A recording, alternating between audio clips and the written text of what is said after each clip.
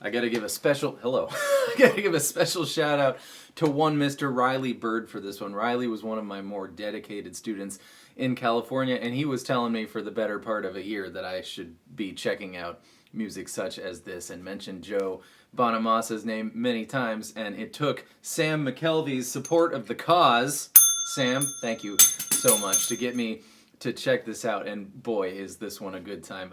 Ironically, Riley texted me recently saying he took up golf for the first time, so the balance in the universe remains balancy, okay? Now, this is my own arrangement I came up with. I didn't look at how it's actually done. There's, 2 guitars and a bass and an organ, and there's lots of stuff going on, and I was going for the most good time possible. So I put my guitar in open D, and I think you will see that this is a good time. So, low D, A, that's normal, D, dad, then G goes down 1 note to F sharp, and then B goes down 2 notes to A, and then E goes down 2 notes to D, and what you're left with is a big, giant, lovely open D major chord. Alright, so like I said, trying to get as many of the many parts going as we possibly can as one single human, right? So, the signature thing that happens is on the A string, and you're going to go open 2, and then D open, and then the opposite on the A string, 2 open, and then D open again. So, but when you do that last D open, since we're going to get on with our business now, you might as well make that last D open just a whole D chord, and then it's followed by E4, 2, open, and notice when you're doing those little notes, you can kind of just strum everything, because this song's in D, and this is a whole nice big open D chord, so... Now, since this is a whole open D chord, if we bar everything on some fret, it's a big something chord. This happens to be G on the 5th fret, because D, E, F, G. So, and then grab B7. You can still strum everything there, and then back to open D. And that gives you that motion of, but it's, right? So, first thing of 4.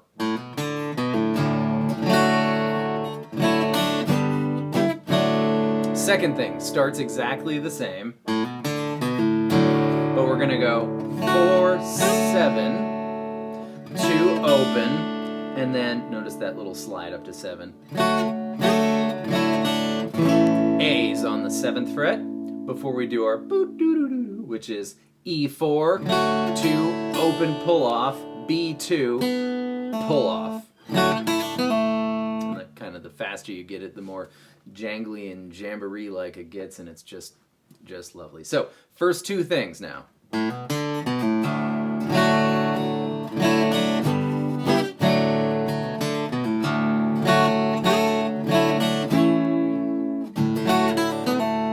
And then we're gonna go D, and this is sort of a substitute. Anytime we play G, you could do this too, but I just find it more convenient to the things we want to get done to do this. But this is kind of like a G chord. It's more like a D double sus chord, but it's going to be G string 1st fret and D string 2nd fret. So the third thing is, and then we're going to do half of the epic walk down, which comes next. D and G 5, D4 G3, same shape, move it down 2 frets, open. So, give it a, just for good measure, whenever possible. And now comes the whole walk. D and G again on the 12th fret. 11, 10, down 2 frets, 7s, 5s, 4, 3, 2, 1, open.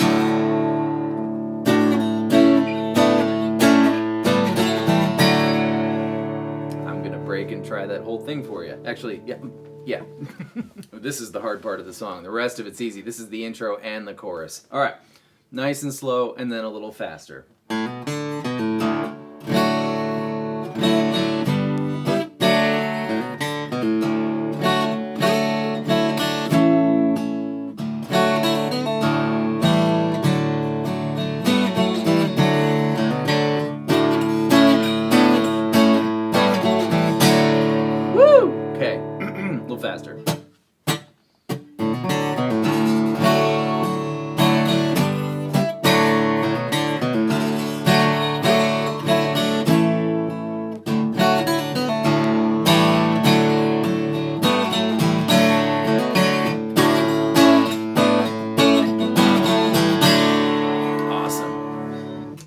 for the verse, I'm going to opt for the other option, the D double sus, as I called it, which is not a G chord. And I'm even going to add another finger. So let's do D2, G1, and B2. And you're going to do the thing. And then do our little chord here. And then the thing again. G, D, G, G, D.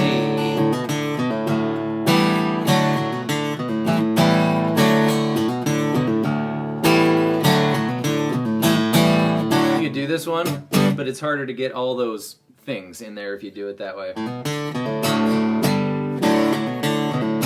Guess you can.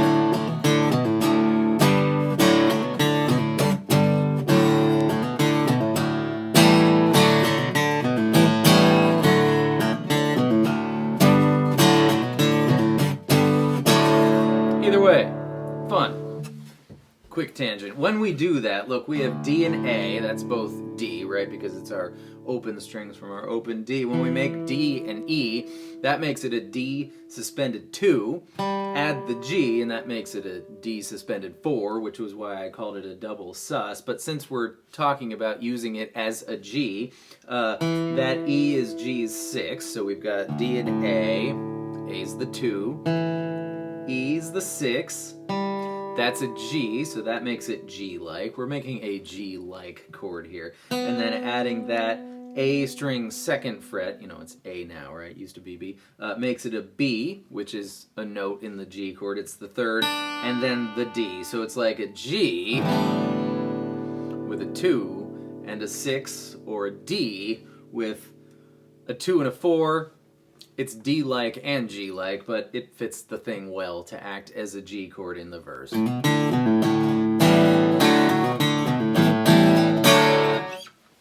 Days are hard and the nights are cold. The bridge. This is awesome because we're going to play a G, but we're not going to play a G. We're going to play a G minor. We're going to have to figure out how to get that done here. But G in D is the 4th, so this is a minor 4th. Automatic means I like it. Anyways, here's what we got to do. Open... 5, 5, there it is, 4, 5, and those 2 Ds, again, are in the G chord, so despite the fact that one's in the bottom, it's still a G minor chord. D,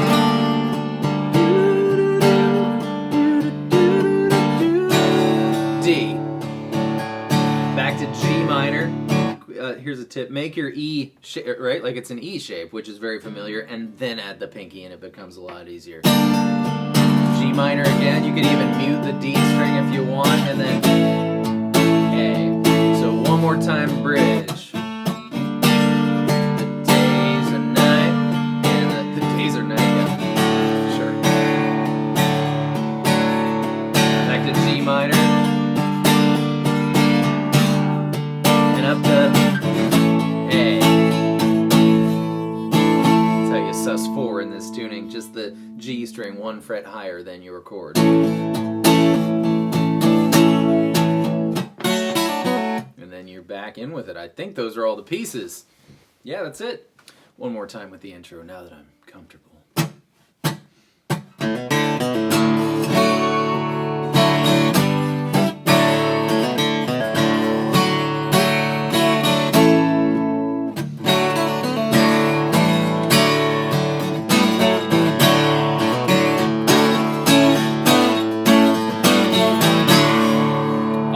Sam, thanks so much for forcing our hand here. That was a really fun one to learn, and thanks, of course, for the turtle food money. And all of you, thank you for being here. I hope that was fun. I hope that was helpful, and I'll see you next time with more stuff.